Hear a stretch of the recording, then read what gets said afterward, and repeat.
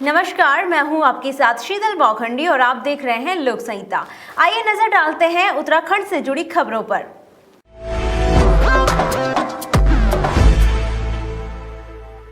उत्तराखंड सरकार की घोषणा के अनुसार कल से चारों धामों में प्रदेश स्तरीय यात्रा खोली जानी है, परंतु इस बार बद्रीनाथ धाम के पंडा समाज व तीर्थ पुरोहित अपनी असहमति जता रहे हैं।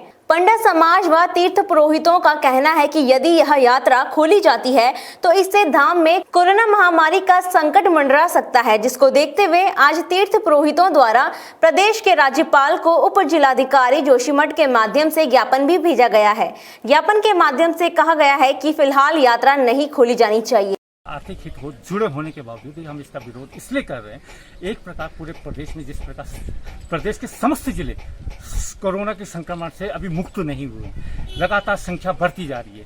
इन सबके खतरों को देखते हुए हमारा सरकार से अपील है कि कृपया सरकार इस यात्रा को तब तक के लिए रोक दे जब तक कि संक्रमण कम नहीं हो जाता। जो एक प्रकार जब संक्रमण कम हो जाए उसके बाद फिर पुनः यात्रा शुरू करें, मुझे कोई आपत्ति नहीं, लेकिन जब तक संक्रमण है तब तक सरकार से हमारा अनुरोध है कृपया इस यात्रा को तब तक के लिए स्थगित किया जाए। यदि सरकार यात्रा शुरू नहीं करती तो क्या करने जा रहे हैं? आज आपने ज्ञापन भी दिया है। जी, हमने 8 तारीख को भी इसका यात्रा का विरोध किया था, आज भी हम इसका विरोध कर रहे हैं। अगर सरकार नहीं मानती तो हमें आंदोलन होने के लिए मजबूर होना पड़ेगा। जोशीमठ से अभिषेक अग्रवाल की रिपोर्ट।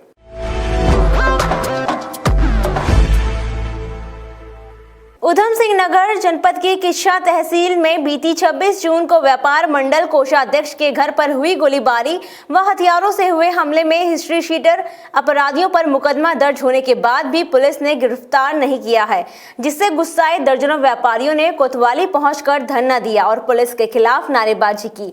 आरोपियों को जल्द से जल्द गिरफ्तार करने की पुलिस से मांग की है। गौरतलब है कि 26 जून को किच्छा क्षेत्र के दरऊ रोड पर दो पक्षों में आपसी विवाद हो गया, जिसके बाद आरोपी विपिन ठाकुर ने फोन पर व्यापार मंडल कोषाध्यक्ष के भतीजे को फोन पर जान से मारने की धमकी दी।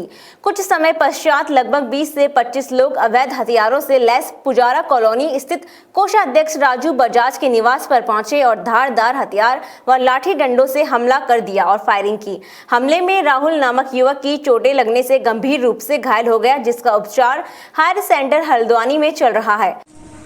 देखिए, आज हमें मजबूर होकर यहाँ पर थाने में कोतवाली में आना पड़ा। 26 तारीख का मामला है। ये कोई आपस की थोड़ी बहुत बुराई हो गई, यार दोस्तों में कोई विवाद हुआ था। ऐसा दरऊ चौक पे पुजारा कॉलोनी है, हमारे व्यापार मंडल के उपाध्यक्ष हैं हमारे भाई राजू बजाज जी। उनके निवास पर जाकर बगैर बात के पहले फ़ोन पर धमकी दी उनके भतीजे को, मनीष बजाज को, कि तुझे गोली मारने आ रहे हैं हम। उनने कहा भाई आजा, गोली मारने आ रहा। तो सीधे घर पे 5 मिनट बाद गाड़ियां वहां पर पहुंच गई। 25-30 लोग 3-4 गाड़ियां भर के वहां पहुंचे गुंडे, और पहुंच के अवैध असले, डंडे, तलवारें लेकर और हमला सीधे उनके घर पर कर दिया गया। वहां पर हमारा इतने फायर झोंके कि उनके पैरों में छर्रे भर गए सबके। और जो हमारा भतीजा है राहुल भाई है, उसके जो है सिर में छर्रे लगे हुए हैं, गोली लगी है उसके। इस टाइम एडमिट हल्द्वानी है सुशीला तिवारी में। हम लोग उसी को लेकर अपना विरोध प्रदर्शन दर्ज कराने यहाँ कोतवाली पहुंचे हैं। डिस्टेंस, सोशल डिस्टेंस हमने पूरा यहाँ ध्यान में रखते हुए, कोरोना को देखते हुए हमने पूरा ध्यान रखा हुआ है। व्यापार मंडल के जल्द उन गुंडों की गिरफ्तारी चाहिए। उन्होंने हमारे शहर का माहौल खराब कर रखा है, क्षेत्र का माहौल खराब कर रखा है। जहाँ मर्जी जाते हैं वो वहाँ गोली चला देते हैं। उधम सिंह नगर से मोहम्मद यासिन की रिपोर्ट।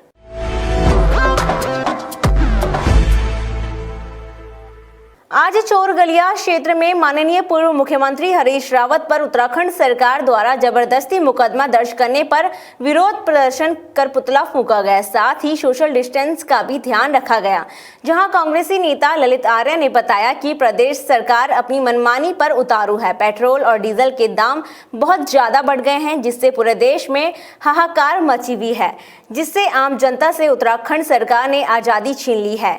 डीजल व पेट्रोल की दाम बढ़ने से सभी लोगों को दिक्कतों का सामना करना पड़ रहा है। आज चोरगलिया क्षेत्र में हमने माननीय पूर्व मुख्यमंत्री हरीश रावत जी पर उत्तराखंड सरकार द्वारा जबरदस्ती मुकदमा दर्ज करने पर विरोध प्रदर्शन किया और सोशल डिस्टेंसिंग के साथ किया।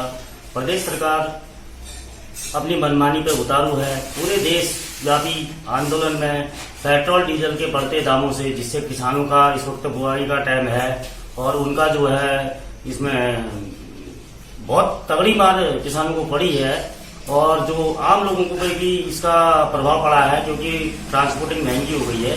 तो एक आजादी से हमारे जो हमको एक अधिकार जो संविधान स्वरूप दिया गया था, स्वतंत्रता का अधिकार, उस अधिकार पे आज उत्तराखंड सरकार ने जो है हमला किया है और स्वतंत्रता की आजादी है, आदमी को अपनी बात जनता पर रखने का अधिकार है, उस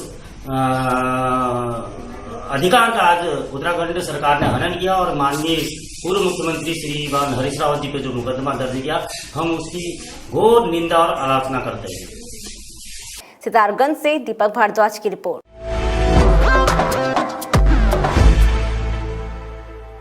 सितारगंज के गांव बिस्ट्री पाटिया के दो पक्षों के बीच पिछले लंबे समय से 6 बीघा जमीन का जमीनी विवाद चल रहा था, जिसमें धान लगाने को लेकर आज फिर विवाद हो गया। वहीं कोतवाल सलाहुद्दीन खान ने बताया कि लगभग 6 बीघा जमीन जो इकबाल सिंह के नाम पुरानी वसीयत है और त्रिलोक सिंह के नाम नामजद है और दाखिल खारिज भी है, इन दोनों पक्षों का कोर्ट में केस चल रहा है। दोनों धान लगा रहे थे कि एक पक्ष ने दूसरे पक्ष को धान लगाने से रोका, जिस पर कथित तौर पर त्रिलोक सिंह पक्ष की ओर से सतनाम सिंह द्वारा अवैध तमंचे से फायर किया गया, जो कि सतनाम सिंह से अवैध तमंचा बरामद कर लिया गया है। दोनों पक्षों पर मुकदमा दर्ज कर दोनों पक्षों को गिरफ्तार कर लिया गया है और दोनों पक्षों को जेल भेजा जा रहा है। पास 6 बीघे जमीन है जिसमें इकबाल सिंह पक्ष के नाम पर वसीयत है और त्रिलोक सिंह पक्ष के नाम पर वो नामजद है, ज़मीन मतलब दर्ज है, दाखिल खारिज भी है, वसीयत पुरानी है। इनका मैटर कोर्ट में चल रहा है।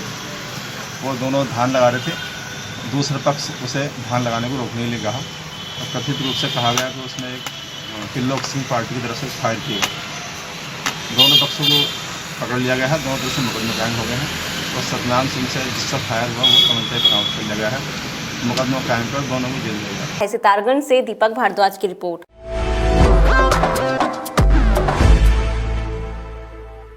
सितारगंज तहसील में जिले से आए अपर सांख्यिकी अधिकारी ने राजस्व विभाग की फसलों की उपज को लेकर एक बैठक ली। बैठक में अपर सांख्यिकी अधिकारी ने राजस्व विभाग की टीम को मुख्य फसलों के औसत उपज के अनुमान लगाने के बारे में चर्चा की।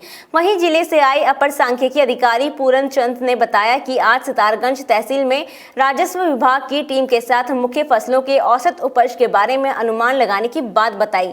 साथ ही कहा कि अगर किसानों की फसल 33 वर्ष से अधिक नष्ट हो जाती है और अगर किसान ने अपनी फसल का बीमा कराया है तो उसे सरकार द्वारा पूरी फसल का बीमा राशि दिए जाने की बात कही। इसमें हमारा मुख्य फसलों के औसत उपज का उत्पादन और उनका अनुमान लगाने के लिए हम एक सर्वे करते हैं। उसकी मीटिंग हमने अपने पटवारियों को दी थी। बीमा में हमारा ये प्रधानमंत्री फसल सर्वेक्षण योजना से लागू है पूरे जिले में गेहूँ और धान के लिए। तो उसमें हमारे क्राफ्टिव प्रयोग के जो आंकड़े आते हैं उसी के बेसिस पर उनको ये जो क्षति के मुआवजा उनको दिया जाता है। उससे फिक्स है ये 33% से ऊपर अगर क्षति होती है तब अगर उसका बीमा है तो उसको मिलेगा। बीमा का इसमें बीमा का तो अलग जितने का उसका बीमा है तो उसका रेट फिक्स है, उसके हिसाब से होगा। 33% पे पूरा मुआवजा दिया जाएगा, जितने की उसकी क्षति हुई पूरा दिया जाएगा। सितारगंज से दीपक भारद्वाज की रिपोर्ट। हर छोटी व बड़ी खबरों पर नजर रखने के लिए देखते रहिए लोक संहिता। नमस्कार।